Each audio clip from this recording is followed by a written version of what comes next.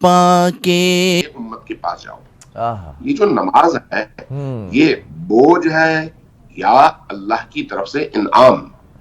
دوسرے لفظوں میں اللہ تبارک و تعالی نے ہم مسلمانوں کو شب معراج میں اس قابل سمجھا کہ نبی کے ذریعے سے ہم تک یہ میسج پہنچایا کہ نبی کو ہم نے اپنی بارگاہ میں بلایا، ان سے ملاقات کی، ان کو ہم نے تمام عالم دکھایا، لنوریہ، اس کو دکھایا، آیاتہ، اپنی آیات دکھائیں.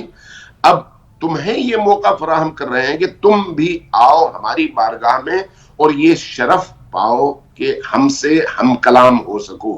تو یہ جو نماز ہے، نماز اللہ سے ہم کلامی کا ایک موقع ہے جو اللہ تبارک و تعالیٰ نے بندوں کو عطا کیا ہے اور نبی کریم کے ذریعے سے عطا کیا ہے. اب آپ اگر ابھی کہا جائے کہ امریکن صدر آپ کو فون کرے گا تو آپ کے پورے اسٹوڈیو کی حالت تبدیل ہو جائے گی، جبکہ وہ ایک فرد ہے، انسان ہے، اس کی کوئی حیثیت نہیں ہے.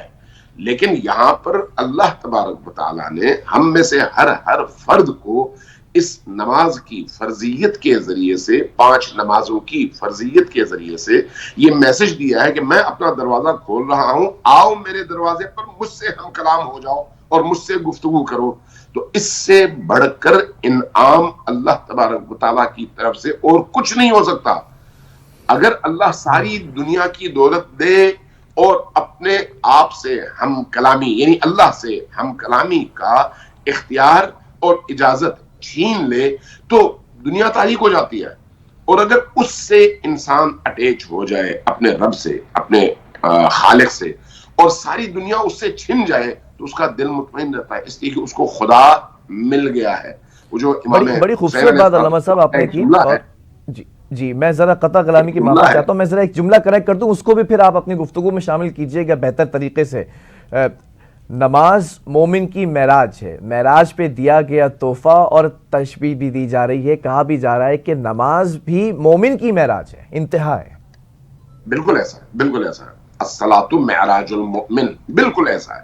میں جو عرض کر رہا تھا نا کہ امام حسین علیہ السلام کا ایک جملہ ہے کہ ما وجد من فقدک وما فقد من وجدک.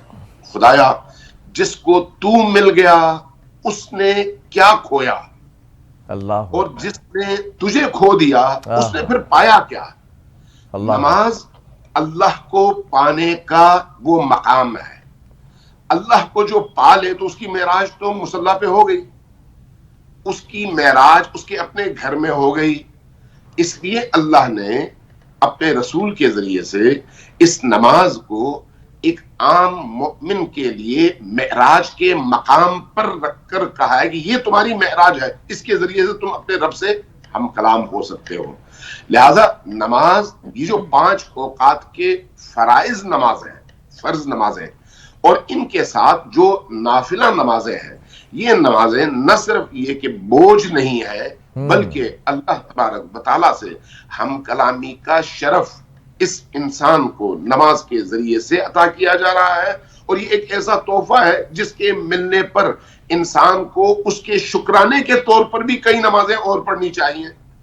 اچھا یہ تذکرہ بھی میں آپ سے سننا چاہوں گا. میں ذرا ایک اور مہمان ہمیں جوائن کر چکے ہیں، میں ان کا بھی تعارف کراتا چلوں. علامہ طاہر اشرفی صاحب، بلکہ ٹھیک ہے مجھے بتا دیجیے گا، جوائن کریں، لائن ڈسکنیکٹ ہو گئی ہے.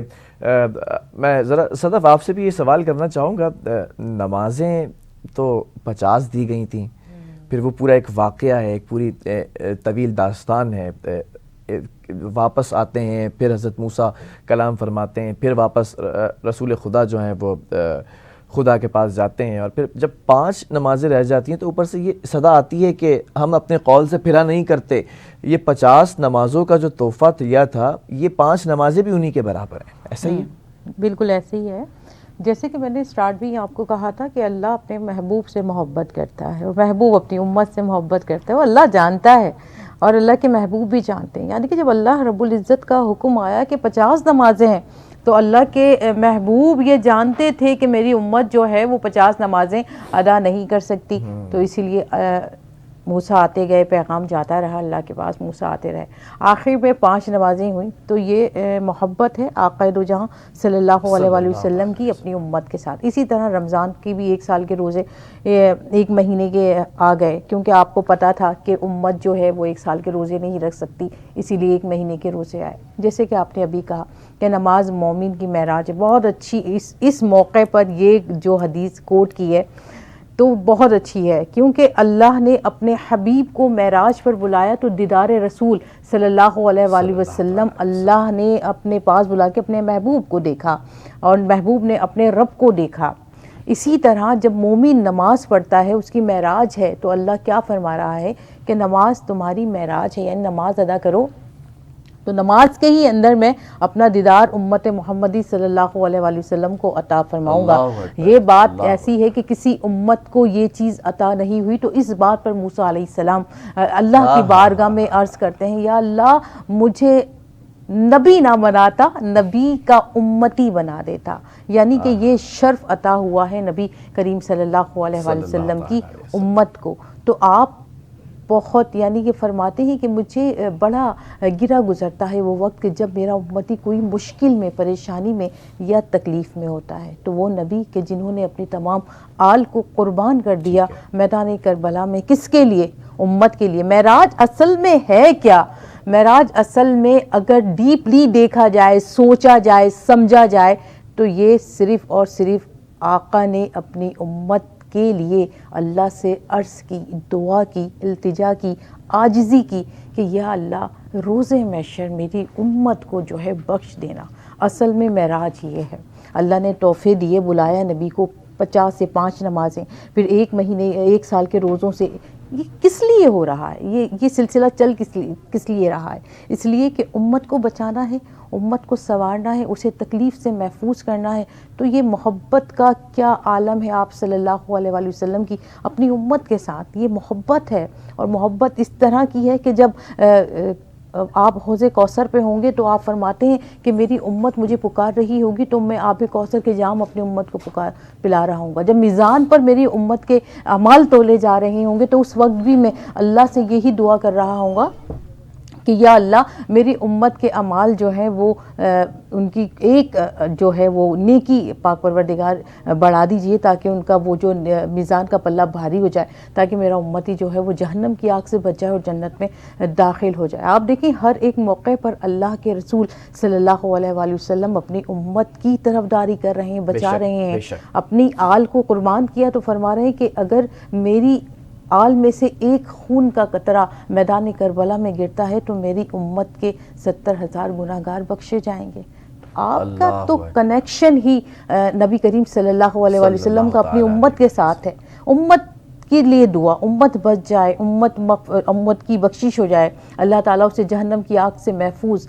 اصل میں تمام چیزوں کو دیکھا جائے تو آپ صلی اللہ علیہ وآلہ وسلم نے اللہ کے حضور التجا کی، دعا کی اپنی امت کے لیے. تو امت کو سمجھنا چاہیے، سوچنا چاہیے کہ وہ رسول کہ جس نے سب کچھ قربان کر دیا امت کے لیے، تو وہ امت آپ صلی اللہ علیہ وآلہ وسلم کی شریعت پر، آپ کی سنتوں پر چل کر وہ حق ادا کر دے کہ جب روز محشر نبی کا سامنا ہو تو آپ کا سر ندامت سے نہیں بلکہ آپ کا سر سرخرو ہو کہ یا رسول اللہ آپ کی امتی ہیں اور آپ کی فرما برداری اور آپ کی اطاعت فرمائی اور آج آپ کے سامنے سرخرو کھڑے.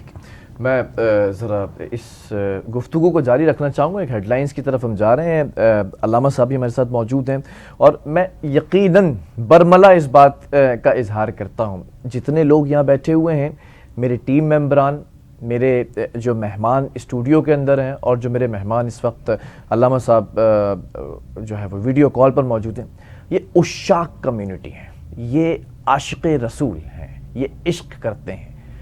یہ وہ لوگ ہیں جو اس محفل کا حصہ بنے اور جو آپ لوگ دیکھ رہے ہیں اس وقت بیٹھ کر اور چینل چینج نہیں کیا جا رہا، یہ گفتگو سن رہے ہیں، وہ واقعات، وہ اس وقت معاملات کیا تھے، انبیاء سے کیا گفتگو ہوئی تھی، یہ تمام چیزیں آپ بیٹھ کر سن رہے ہیں. اور میں اس وقت ابھی میری بہن کی باتیں سن رہا تھا، میں رونگٹے کھڑے ہو جاتے ہیں جب ہم سوچتے ہیں نا کہ رسول خدا اپنی امت سے کس قدر محبت کرتے تھے. ایک تو خدا ہے جو تمام انسانوں سے 70 ماؤں سے زیادہ محبت کرتا ہے نا، یہ اس کا جو ہے وہ خدا کی ایک صفت ہے کہ وہ 70 ماؤں سے زیادہ پیار کرتا ہے. لیکن رسول خدا کی جہاں بات آ جاتی ہے نا تو رسول خدا بھی اپنی امت سے بے انتہا محبت کرتے تھے. اور مجھے یقین ہے کہ مجھے پورا یقین ہے ان لفظوں پر، ان باتوں پر کہ ہم آخرت کے روز بخش دیے جائیں گے. لیکن آج کی اس ٹرانسمیشن کے آخر کے اندر کچھ خصوصی کلمات ہیں، کچھ خصوصی چیزیں ہیں جو آپ کے سامنے رکھنی ہے، جو آج کا پیغام بھی ہوگا. ایک وقفے کی طرف جا رہے ہیں. وقفے سے جب واپس آئیں گے تو علامہ صاحب بھی ہمارے ساتھ موجود ہوں گے، میری بہن صدف بھی موجود ہوں گی، اور نعت خواں بھی موجود ہوں گے، اور کچھ اور مہمان بھی جو ہمیں جوائن کر رہے ہیں اور اس محفل کا حصہ بنیں گے.